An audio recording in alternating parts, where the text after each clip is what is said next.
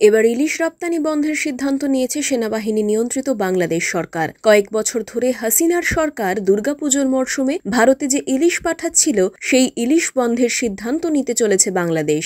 11ই August ইলিশ রপ্তানি বন্ধ করা হবে কিনা এমন প্রশ্নে বাংলাদেশের মৎস্য ও প্রাণী সম্পদ উপদেষ্টা ফরিদা আক্তার বলেছেন, দেশের মানুষকে না খাইয়ে বাইরে পাঠানো আমি কোনো মতেই অ্যাপ্রুভ করি না।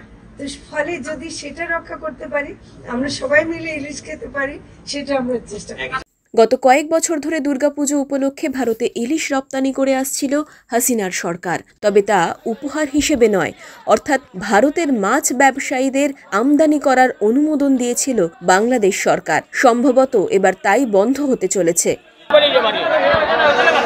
মূলত বছরের পুজোর সময় বাংলাদেশের যেই ইলিশ পশ্চিমবঙ্গে আসে তার দামও থাকে চড়া। প্রতি কেজি ইলিশের দাম পড়ে কমপক্ষে 2000 রুপি বা তার আশেপাশে। অথচ বাংলাদেশিরা ভাবে সস্তায় ইলিশ মাছ পাচ্ছে ভারতীয়রা। সেই কারণেই নাকি বাংলাদেশে ইলিশের ক্রাইসিস। কিন্তু তথ্য বলছে ভারতকে ইলিশ বিক্রি করে বাড়তি অর্থ আয় করছিল বাংলাদেশ।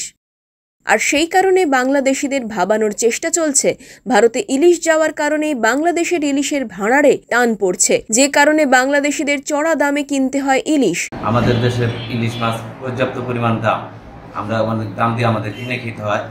আমরা যদি ভারতে এই মাল রপ্তানি না করি তাহলে আমরা আমাদের দেশের ইলিশ আমরা নিজেরাই কম দামে খেতে পারবো। যেন আমরা চাই আমাদের ইলিশ মাছ আমাদের দেশেই থাকুক, ভারতে যাতে এই মাল রপ্তানি না করা হয়। কিন্তু তথ্য বলছে পদ্মা নদী সহ বিভিন্ন নদ নদী মিলিয়ে বছরে 5 থেকে 6 লাখ মেট্রিক টন ইলিশ ওঠে বাংলাদেশে, অথচ ভারতে আসে তার সিকি ভাগ।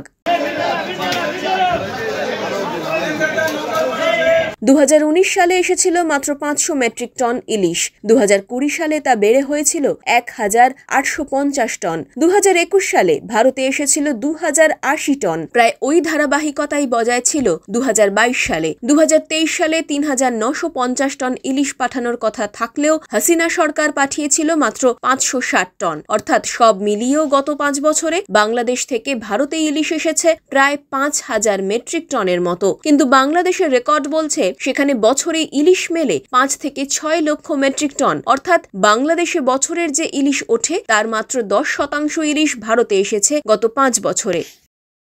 তবুও একদল রটাচ্ছে ভারতকে ইলিশ বিক্রি করার কারণে তাদের ইলিশ নাকি জুটছে না, আর সেই কারণে সম্ভবত ইলিশ বন্ধের সিদ্ধান্তের পথে বাংলাদেশ। আন্তর্জাতিক বিশেষজ্ঞরা বলছেন, নিজ দেশের সমস্যা হলেও আন্তর্জাতিক সম্পর্ক ঠিক রাখতে কিছু ক্ষেত্রে উদারনীতি নিতে হয়। আর যেই নীতির কারণে ভারতের বাজারে পেঁয়াজের চরম ক্রাইসিস থাকা সত্ত্বেও চলতি বছরে হয়ে যাওয়া রমজান এবং ঈদ উপলক্ষে 50,000 টন পেঁয়াজ এবং 1 লাখ টন চিনি বাংলাদেশকে পাঠিয়েছিল ভারত। সে সময় ভারতের বাজারেও ছিল পেঁয়াজের চরম ক্রাইসিস। উৎসবের গুরুত্বকে মান্যতা দিতেই নাকি এই সিদ্ধান্ত নিয়েছিল দুই দেশের বিদেশ মন্ত্রণালয়। তাহলে কি হাসিনা সরকারের পতনের পরেই ভারতকে নানা প্যাঁচে ফেলতে চাইছে বাংলাদেশ? আর সে কারণে কি প্রতিবেশী ভারতকে ইলিশ না পাঠানোর সিদ্ধান্ত নিতে চলেছে বাংলাদেশ? এর উত্তর সময় দেবে। News bureau, voice of Bangali.